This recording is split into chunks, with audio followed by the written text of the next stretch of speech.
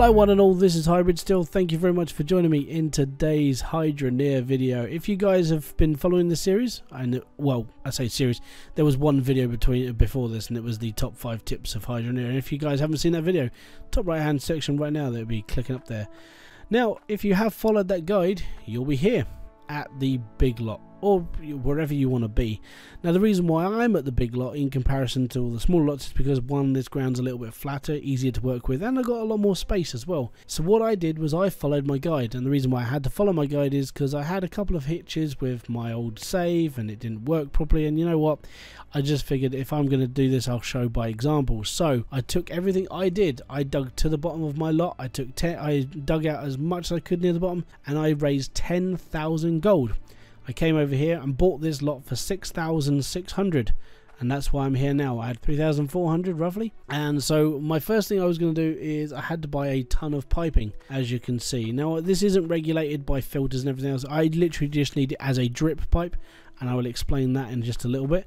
But literally from the floor all the way through and then down into that hole over into the distance, as you can see. So all of this is all spares, bits and pieces, and I've got things set up for ready for later on as well. Now the reason why you're here is to find out how you can raise the money for your land and to get your machines working without having to do too much. First off, what you're going to do is you're going to need a lot of pipe, and I mean a lot of it. So I don't even know how many pieces of pipe you're going to need. Just your 3.5 grand will afford it all, trust me. Basically what you've got is everything I had left. So I had three and a bit thousand left. I came here, I bought all this piping, I bought all this piping, I bought all this piping. I took my pickaxe and started digging a big hole with these ramp sections. Get down to the bottom, and here we are, right at the bottom. And so what you want to do down here is you want to make your pipe come all the way through the roof. Now once you're down here, level all this out with a pickaxe and then level up. Now when you want, if you can roughly figure out where the center of your cave is, drop the pipe in. It doesn't have to be in the center, I'm just using this as an example. And what you want to do is you want to add the stopcock to the bottom, and the reason why is because you want to drip water into a bowl. It doesn't sound massively exciting, I know, but hey, at the end of the day it works, trust me.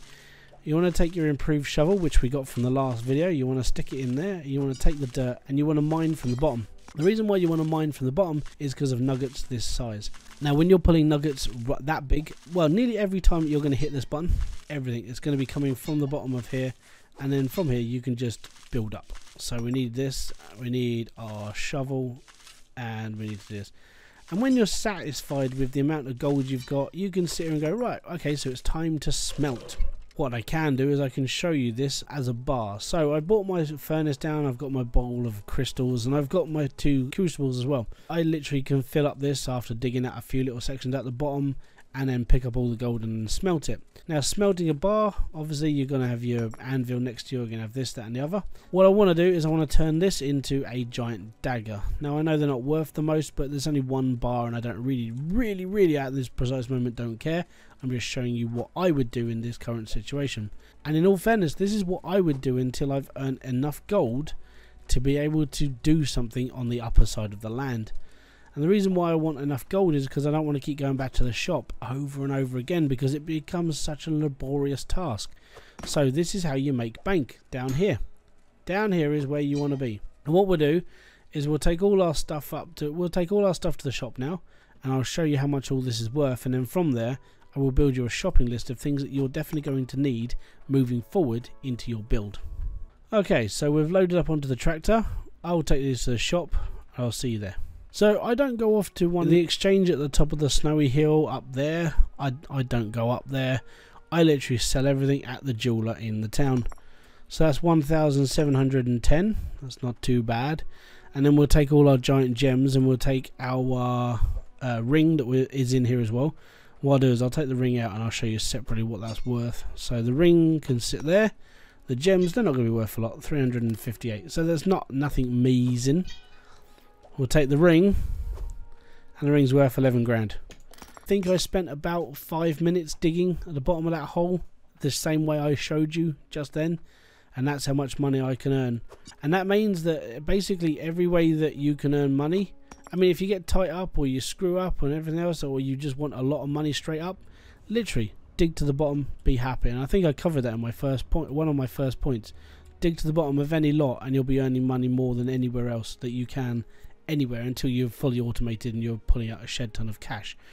Okay, so we've got a load of stuff on the back of the truck, mainly just pipes and bits and pieces. Ah, what a wonderful morning. Right, okay, so this is my part 3, because we've been through, like, you know, getting money, we've been through getting equipment ready, and now we're basically getting on to the main build. Okay, so if you have seen my pipe video, yeah, that means you've probably seen me working on this in the background, and I was just putting this together for this actual video. So if you don't know how this works, there's a link in the top right hand corner right now. Go off and watch that, and then come back to this one, or wait until the end. And basically this explains how water pressure and everything else works, and so on and so forth. Now, we were building this up and basically working towards sort of like making this into our first working plant. So we've hooked it all up with all the pipes. This is our ram drill. We had to put dirt underneath it so it constantly does it. Plus, like having a ram drill is the ram drill sort of basically works just on one bit of dirt, but it works constantly. It doesn't ever run out, which is quite nice.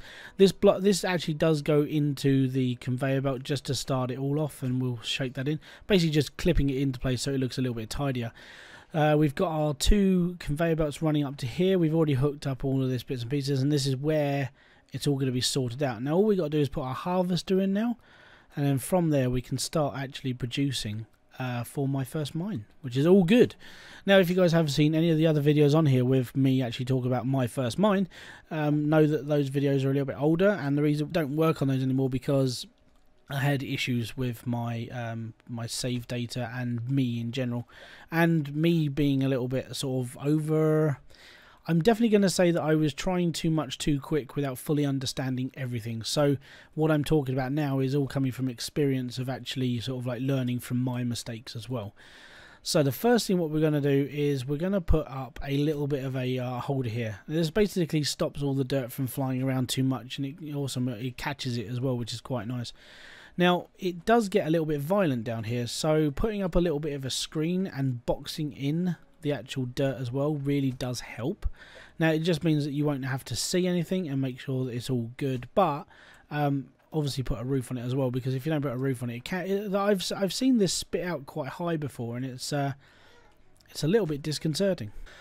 Okay, so we've sort of worked this out where over a couple of experimentations in previous saves and so on and so forth, that making this is a little bit nicer, and it sort of helps keep things well, in tow, let's put it that way. And another thing I would definitely do is build the same sort of thing around this as well, just to keep the dirt really in play, and just to keep it on track on the conveyor belt as well.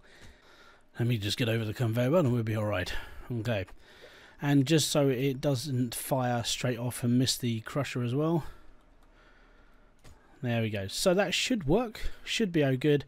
Should be awesome. Now all we've got to do is we've got to plug it in.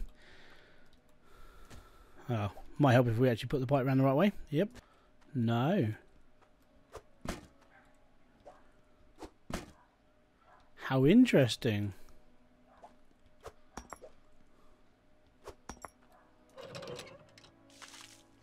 Okay, cool. Let me just put this all back together then. Put the crystal in. Get that shut. And this should now be working. Okay, so the conveyor belts are working quite quickly. Stick the drill on. And there we go, our first bits of dirt. And we've replaced our little things down here with crucibles. Now, what I did was I dug a little hole, stick a crucible in it so it catches easier. And if anything does spill out over the edges, it all collects into one little hole. And at some point you just go and get yourself a magic wand and basically carry on, really. I didn't put a thing in the back of this because, I mean, it's dirt. I'm not sure if it's seeds or dirt, but it never really produces much in the way of anything. So just dug a hole and just left it to rot, really. So as you can see, this is literally how you would start off building a collective of, well, self-automated bits and pieces.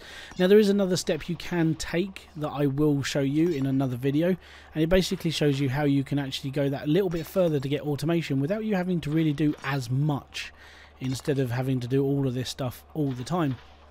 But yeah, for now that's literally it. That's how we're going to roll. Now I could try and change that out very quickly, and what I'll do actually, what we'll do is we'll see if that's going to affect the load. I'm going to show you the difference of having a crusher in and not a crusher in. So that's with a crusher, and then you've got to make sure the arrows are pointing the right way, Now the best way to I've come is that if you look at the side of one of these, one of them's got a blank side, the other one's got like a stopcock, which is all good, and you stick that in there and then just line it up with what you've already got so the arrows are pointing the right way, so that's all good. And what we'll do is we'll turn this on now, and now I'm going to show you the difference between not having a crusher and having a crusher. Absolutely nothing. Now the downside is if you do get a bit of a blockage, now later on when you've got more and more machines pumping, you're going to have issues with like chunks catching up with other chunks and so on and so forth, and that will cause problems over time. So these crushers are designed to sort of just break it down so you don't have that many problems, and that does cause a little bit of issue sometimes. It's always best to work out your system perfectly before turning on the pressure. Trust me, because the reason why I'm actually starting this game again and following my own points is because that's pretty much what happened to me. I ended up with a mass amount of stuff that I really didn't need. So I hope you guys have learned from my mistakes. I hope you guys have actually enjoyed this video as well. That's the plant built. That's the sorting side of everything. That is literally how we're all running now. And I've got to be honest, for a starter plant, this is pretty much what you're aiming for. And yeah, it's generally not that bad when you think about it, but at the same time, it just takes a matter of time just to get around to actually messing around with it and sort of putting it into play. So you've actually got something working that's making you money without you having to do anything now, which is the best part about everything. Now, the downside to the ram drill is the ram drill doesn't work like more efficiently if you put it on lower dirt. So where I was doing my little cave where I was digging into the ground and getting really big nuggets, the ram drill doesn't do it, but the Goliath does. But the Goliath comes with an issue, and I'll get into that in another video when we go through how the Goliath works in comparison to the ram drill. So if you guys have enjoyed this, don't forget to hit the like button. If you've got any other tips and hints that you want to drop, put them down in the comment section below. Other people would love to read that as well, and so would I, because I want to know your work processes of how you work on Hydroneer. So thank you very much for joining me. This has been Hybridsteel. If you have enjoyed this video, don't forget to hit the like, subscribe and notification button below for all other updates, and I'll be back here with another video, live stream or whatever else I do on this channel. Until then guys, peace out, have fun and enjoy everything you guys do. Ta-ta for now.